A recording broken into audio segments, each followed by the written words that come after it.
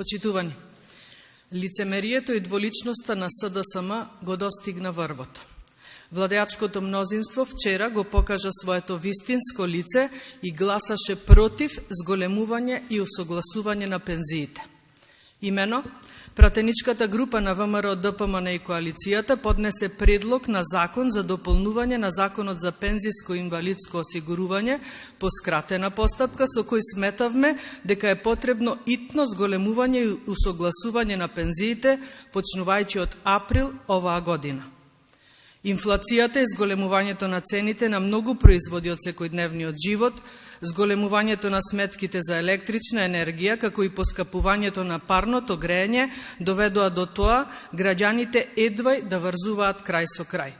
Токму неспособноста на СДСМ е главниот виновник за ценовните шокови кои удрија директно по джебот на граѓаните. Имајќи го предвид фактот дека во изминативе месеци незапирливо растат цените на секое поле, кои што се од витално значење за пензионерите, ние како пратеничка група на ВМРО, ДПМН и коалицијата баравме итно да се реагира и да се зголеми старосната пензија и сите останати видови на пензија.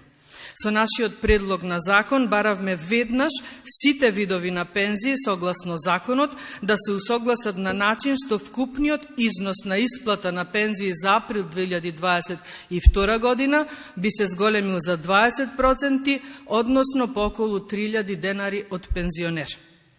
Овој наш предлог беше брзо решение и има за цел да се анулираат лошите ефекти од кризата и пензионерите да не почувствуваат негативни ефекти од зголемените цени.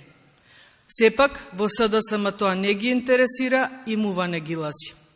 Затоа, македонската јавност и сите пензионери во Република Македонија мора да ја знаат вистината дека оваа власт, предводена од СДСМ, на вчерашната пленарна седница, без нималку срам и одговорност за ситуацијата во која што ја доведе Македонија и сите граѓани, го одби нашиот предлог за зголемување и усогласување на пензиите. Тие и владеачкото мнозинство и понатаму продолжуваат со лошата економска политика и со лошото менаџирање со државата, а жртви на тоа се сите граѓани на Република Македонија.